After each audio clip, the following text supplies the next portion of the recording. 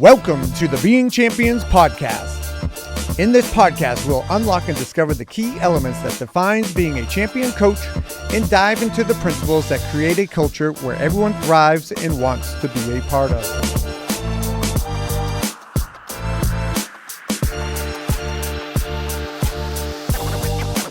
Hey everyone, welcome everyone back to the Being Champions podcast. And again, here we are, guys, sitting in the Cougar Vision studio.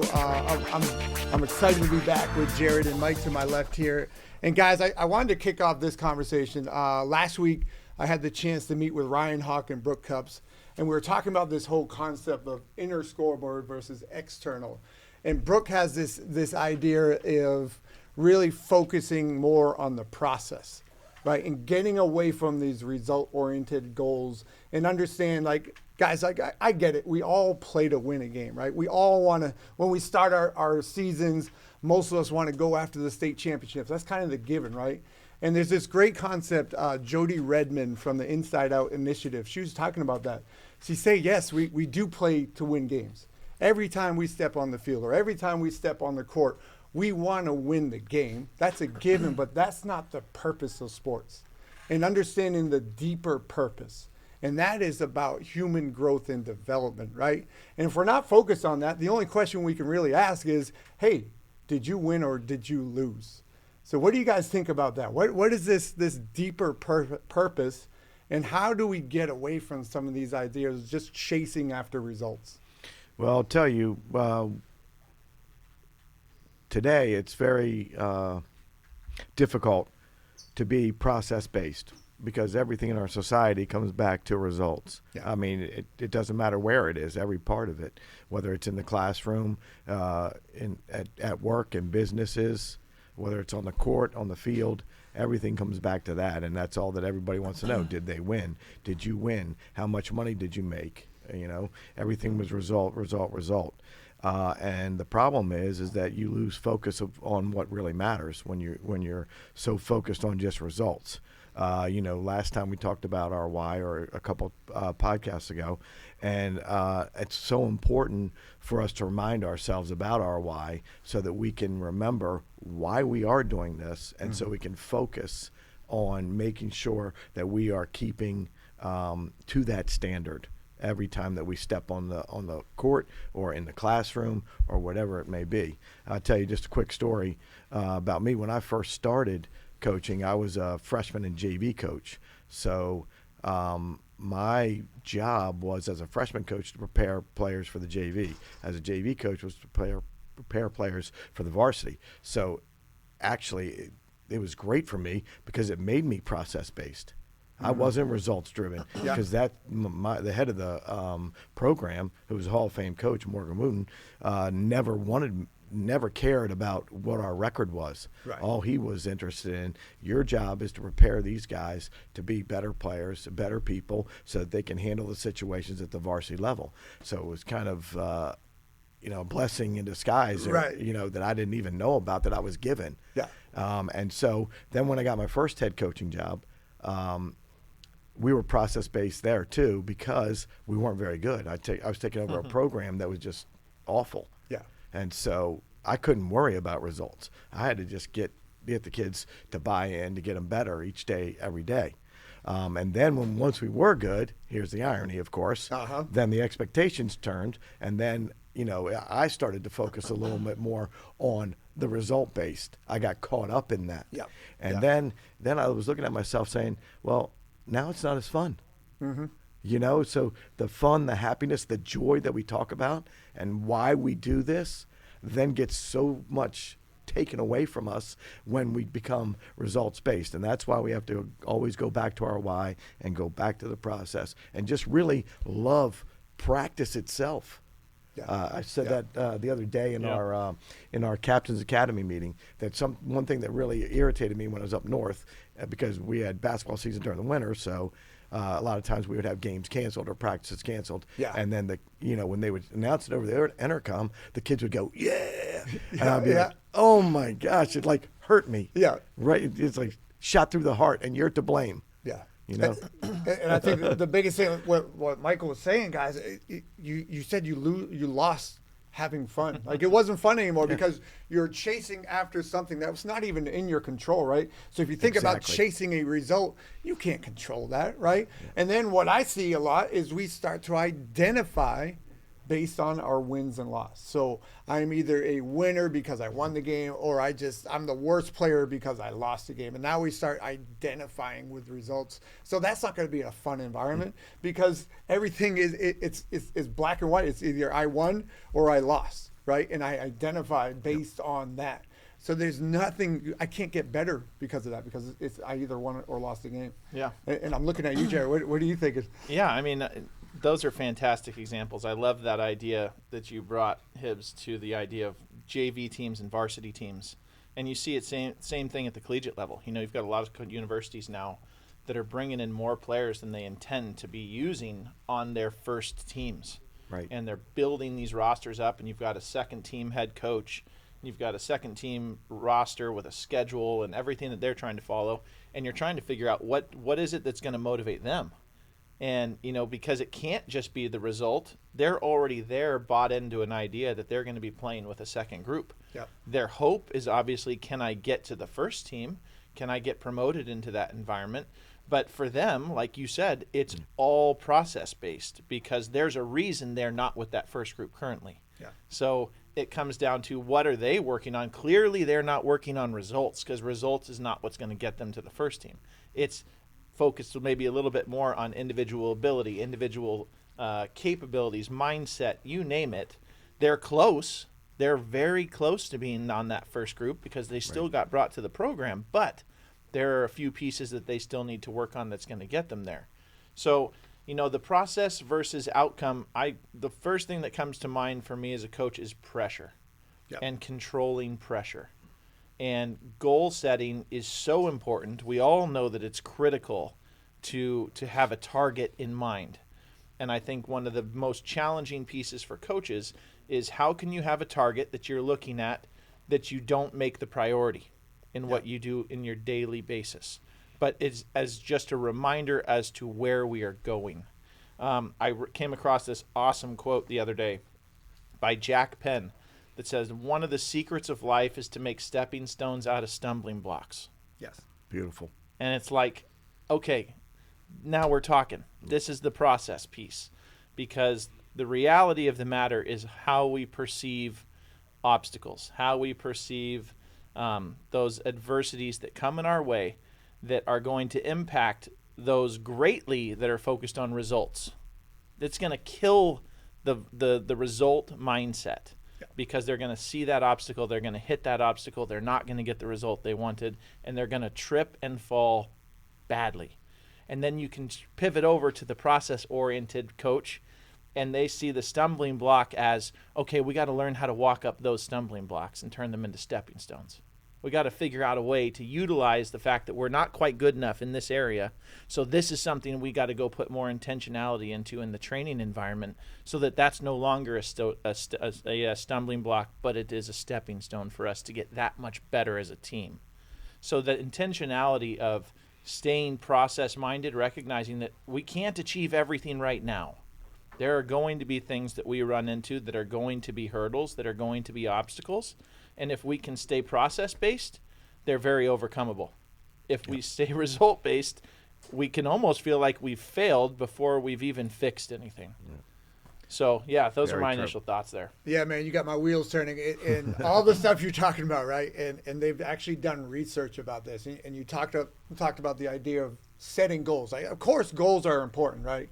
But we have to make sure we're chasing after the right goals. And all the stuff Jared was just talking about, and they did some research in Harvard. They did it at Northwestern University. And they were talking about some of the negative side effects when you're going after a result-based goals. And what they were talking about, it sometimes leads to unethical behavior where you start to go at this win at all cost mentality. Means you're going to cheat the game because now you're going to chase after a result. And again, you can't even get to that result. It's not even guaranteed, but that you start to see athletes or you start to see coaches come up with these unethical behaviors. It reduces intrinsic motivation, right? Because you're chasing after something externally far out of your reach. So you're going to lose that internal motivation. They talk about it increases the likelihood of taking irrational risk taking. So you might start doing performance enhancing drugs, stuff like that, doing stuff that you wouldn't do because you're chasing after a result. And again, these results are not guaranteed. So I think the biggest thing, guys, is what Jared was saying. Are we chasing after the right goals?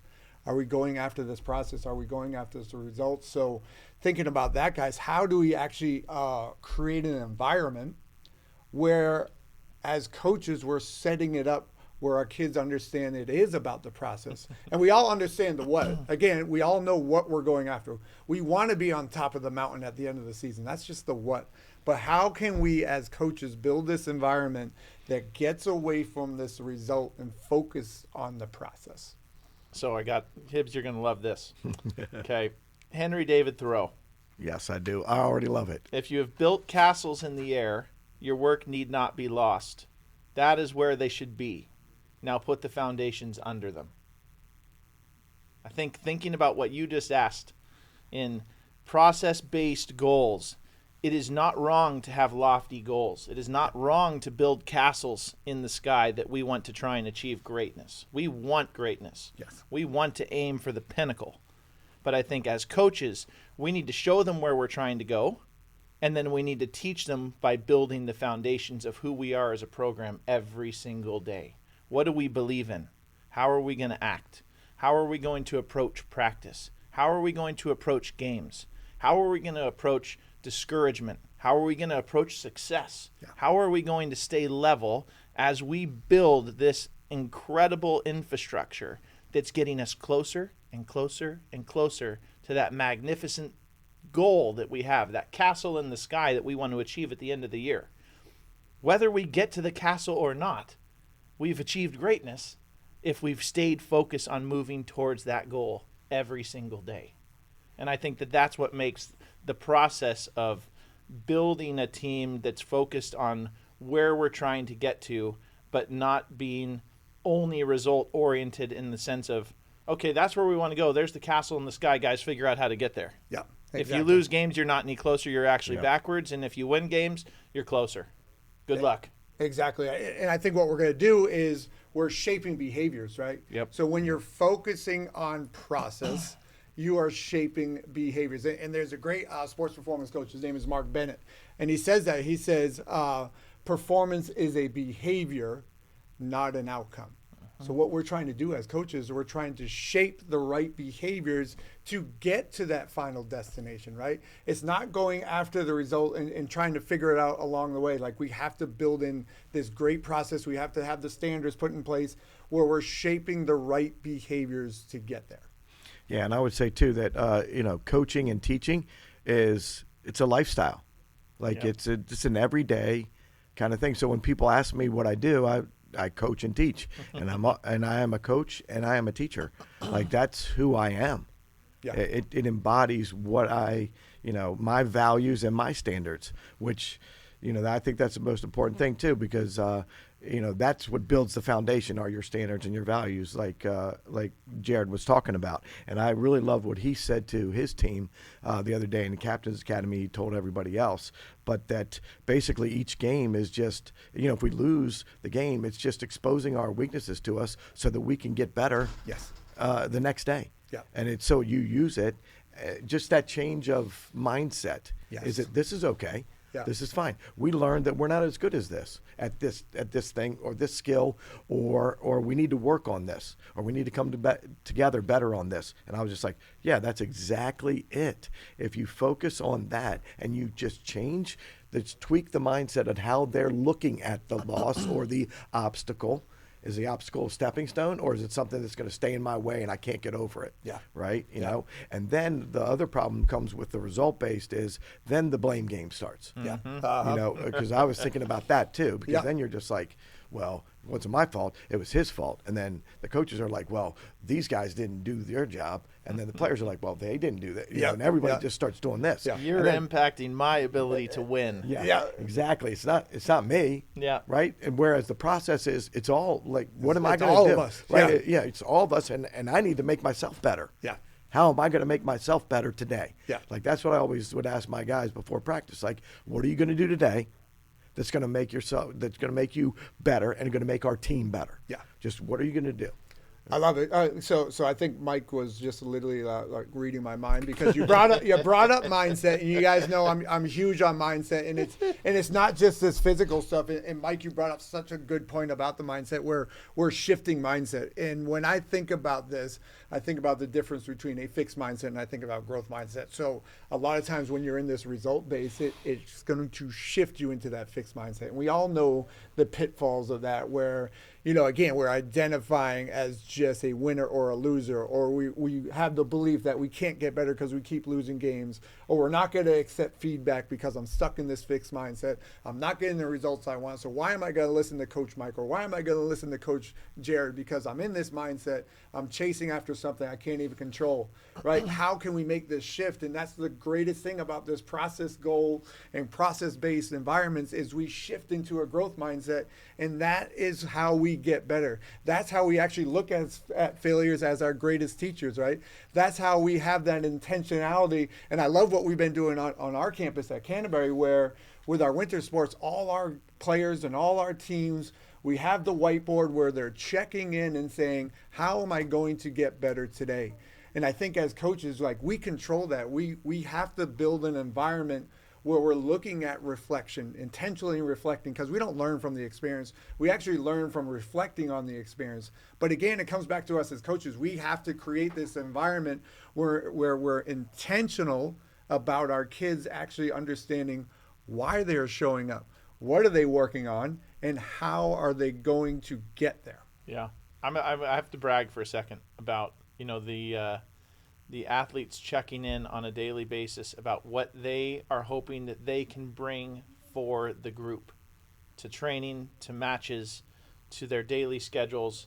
We had an athlete on the soccer team, and I shared this with you guys the other day. I sent you the photo, that his day's goal on this match day, he knew that this match day was probably not going to be a day where he was going to get much time on the field.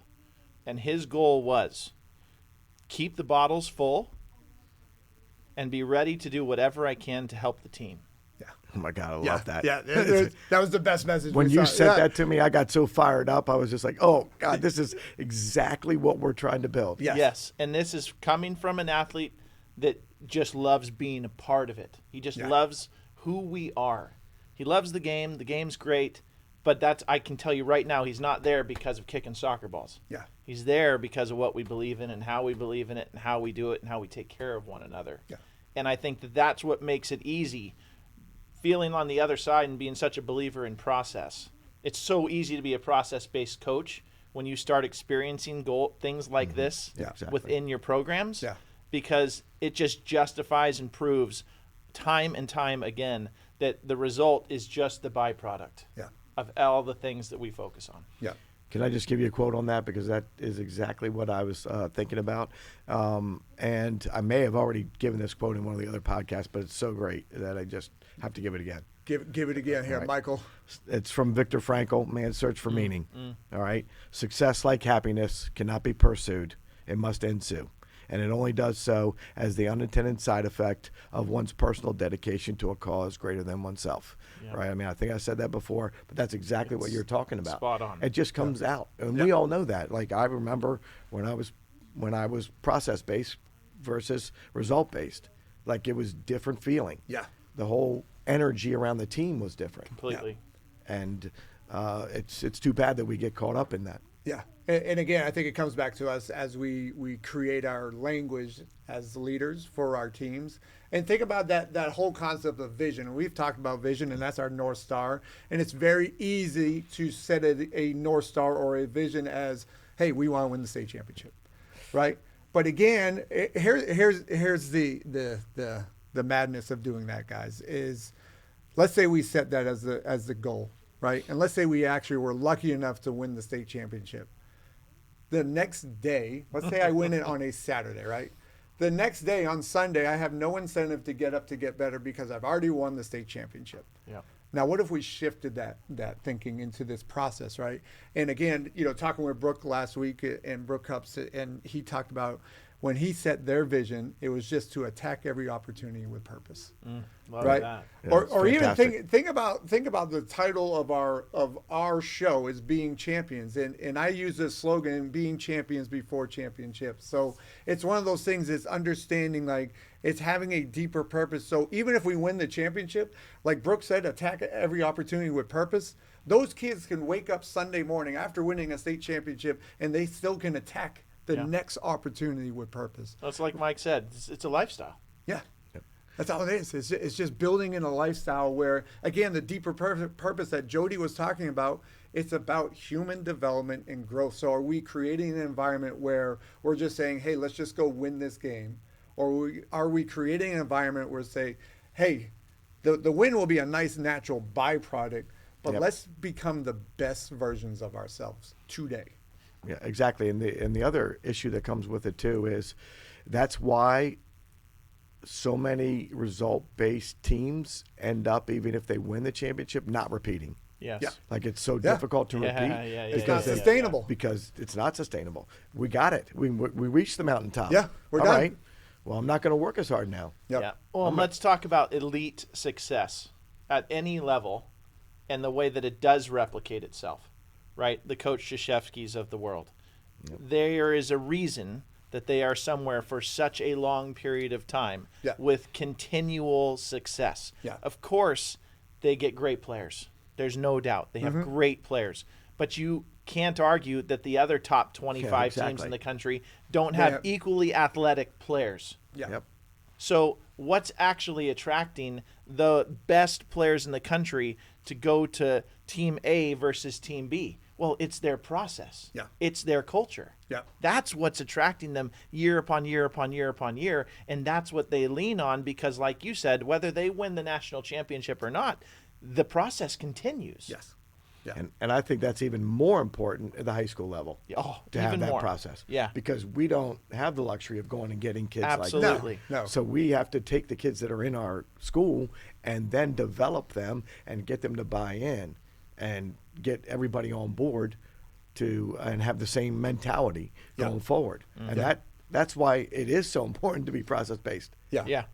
Yeah, and as I hear you guys talk, I think one strategy I've used, and this comes from my two biggest mentors, Jerry Lynch and John O'Sullivan, and their company, The Way of Champions, is they create an environment when they show up to games. Here's the mentality they have: they don't show up to win; they show up to compete. Yes. Right. So they understand if I'm showing up to compete, and this also comes from Pete Carroll. Pete Carroll and his win forever philosophy, like his whole vision was just to do things better than they've ever been done before. Right. And his whole environment and Anson Dorrance and all these guys, their whole environment is based on this whole word of competition. Right. So shifting that mentality again, going into this mind shift, right? Shifting from showing up to win versus showing up to compete. How do you guys think? How is that going to be more beneficial for our athletes? I mean, I think one of the huge things when you get the mindset that it's not game day, but you're approaching practice like it's a game day because you're competing constantly.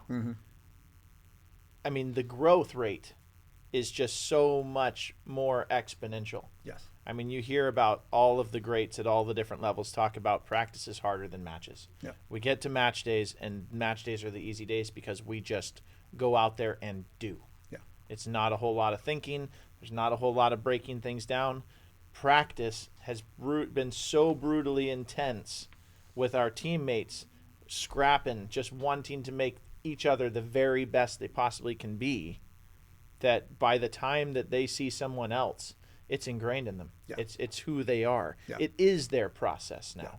And so that idea of competing, so many teams, you know, we try and motivate, and you never know which team's going to show up on any given day. And you're just hoping that, you know, well, I hope they're ready today. Yeah. I hope they're sharp. Yeah. Well, we hope because we see the inconsistently weekly. Yeah. That's why we hope that they're going to show up on a game day. If we can turn this environment into a competitive environment every single day and make that normal, I think that we would start as coaches saying, no, they're ready. Yeah. We don't wonder if they're going to show up or if they're going to give their best or if we're going to get the highest quality that they're capable of. We have normalized this now because this is who we are and this is how we do things. And so we just show up and compete. And you've given yourself the opportunity now to put yourself in a position to find the result that you're seeking because of the environment you've created. And you create so much confidence in your players as a result of that. Massively. And the unity that goes along with that. I think you used that quote before from Ursula Le Guin, brotherhood begins in shared pain. I mean, you're out there every day getting after it. Yeah. And everybody's involved in that. And then so you feel a sense of partnership with everybody else, a brotherhood. Yeah. And then you're going to stick up for your brothers then. And you're going to play even harder every day. Yeah, and one of the things I talk about, is this whole idea of stages of winning. And one of the big pillars for me is you compete to learn, right? We use this whole environment and we talk about competition is to help us learn. We actually have to learn how to win. So we have to use this competition. We have to just go out and compete because, again, at the end of the day, we're all trying to achieve competitive greatness, right? Absolutely. Being our best when our best is needed, but it is a step-by-step process. I just can't show up. And I fell into this trap, man. You just show up to practice and think you're going to get better. Yeah. It's not how it works, right? Yeah. You have to have that process. So it's one of those things, looking at the stages of winning, compete to learn to win. Like this whole process to get to this winning, to get to this outcome. And again, like when you show up to compete, those things are within your control. Yeah. Right? You're not chasing after something out of your control. Yeah. This is completely within your control. Yeah. I think one of the huge challenges to starting from scratch or starting from the beginning to transform your program from a result-based environment to a process-based environment is going to be your intentionality. Yes. Your frameworks. How are you framing everything that we're doing to your players so that it can make sense to them, so they can understand it, and so that they can grasp that this is a process. We are not going to necessarily achieve everything we want today, but we can achieve more today than we achieved yesterday. Yes. And so this quote follows perfectly. When defeat comes, accept it as a signal that your plans are not sound. Rebuild those plans and set sail once more toward your coveted goal. Yes. Napoleon Hill. Yes. Yep. That's it. And I think it's one of the hardest pieces in coaching is no one likes losing games. Yeah. None of us enjoy failure. But if we can frame it as coaches so that our players understand that there is always something to be taken from it and that it can still benefit us in the long run to get us closer to the coveted goal that we're talking about at the end, then it was worth it. Because if we're going to learn a lesson, let's learn the lesson now. Yes. Let's not learn the lesson in a regional final game when it cost us everything and now we got to go start again. Yeah. Let's learn it in the regular season. Let's see obstacles. Let's see failures as, oh, I'm so glad that happened because we know this now and we can prevent this moving forward. Yeah. I coached with a guy that was a big mentor of mine, Aaron Lewis. Hope you're listening, Aaron. That I think was one of the most elite coaches at how he framed adversity. Yeah. And I mean, it could be anything. We would be traveling to Canada, and all of a sudden we get to the border, and they don't let a player cross the border. Yep. And we're like, well, we're sitting in customs for 4, 5, 6 hours. I know Aaron's listening, laughing at this right now, trying to figure out what the heck we're going to do. And, how can we take care of our player and make sure he gets taken care of? We got to still go and play the game. We got to get somebody to come up and pick him up. And he sat the team down and he says, hey, guys, okay, challenge number 2. We had to drive all this way. Now we lose a player. Now we're going to go with 17 guys instead of 18 guys, but we're going to pick up that piece. We're going to make sure that we've got his back. We're going to perform for him. Yeah. There's nothing that we can't do here, right? Next hurdle comes, and I can't remember if this was that trip or not. Card doesn't work. Food got declined. We're trying to buy food for something. Yeah. We're going to do peanut butter and jelly, bagels, and we're going to convince the group that this is another awesome challenge that we get to go through, another awesome story that we get to tell after we go and win these 2 matches, that we had to do this, and this. We had to walk down here. Our van didn't want to work. We had to go return the van. We had to get a new van. But we're going to frame it for the team all the time that because we are together, our process is unstoppable. Yeah. And we had an incredible team. Yeah. Just because he changed the perception and the framing. When it could have been so dire, so negative, so this is garbage, it was like, nope. No, this is great. This is another obstacle. This is another test. We're going to learn from it. We're going to be that much better because it happened. Yeah, it's that Ryan Holiday book, The Obstacle is the Way. Where Yes. anything that comes your way, it's not the end of the journey. It's not like, oh, damn, there's a detour. I got to turn around and go home. No, it just becomes part of the way, right? And Jared, I hear you, and it comes back to this idea of process. And we understand, Jared, I heard you say, it is tough for coaches because I think the biggest paradox is we're often hired for our process, Yeah. but then we're fired for our outcomes. Yeah, that's So true. And it goes back to Mike's point about, are we chasing after what's really important to us or just what society is saying is success? So for me, I'm okay if I get fired because I'm sticking true to who I am, going after my values, going after my vision, and focusing on creating better young men and women, then I'm okay getting fired because Absolutely. that's what it's about. That's what's really important to me Yep. is building better people, not better athletes. Yeah. Right, and I would say, too, that I do a similar thing in the classroom because it's very difficult to get those kids to not be grade-focused and to get them to focus on actually the process of learning. How do you learn? And then to use that learning to find out more about yourself. Yeah. And that's what I try to expose them to.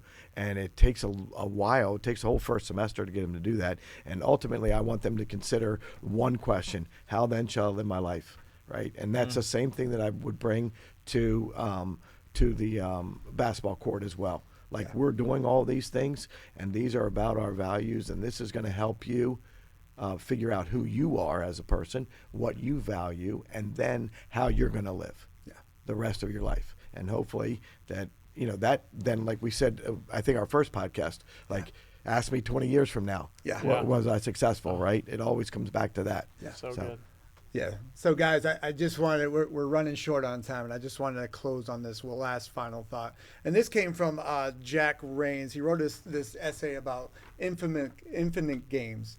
And he said, to focus on outcomes over everything leads us to discounting 99% of our lives for the sake of a few small, fleeting moments that might provide some sense of satisfaction before the cycle begins anew. And it's just think about that, guys. It's one of those things. If you win a state championship and that's the only thing you're going after, you're going to miss 99% of everything else around there. And bonding with teammates and just the experience of playing sports and understanding that deeper purpose. So for us, it's focusing on that process. And I think that's the challenge to our listeners and for coaches moving forward is how can you create an environment that's focusing on the process, letting go of what society says is success, and redefining what it means to us so every single day we can wake up with a deeper driving purpose. So with that, any last thoughts, guys? Be architects as coaches. Mike, you got anything? I would just say focus on teaching, focus on the experience, focus on the relationships. I mean, and let everything else go aside. I love it. So once again, we appreciate everyone that tunes in every week. And we can't wait for next week, and we'll catch you all next week. So thanks for listening to the Being Champions podcast.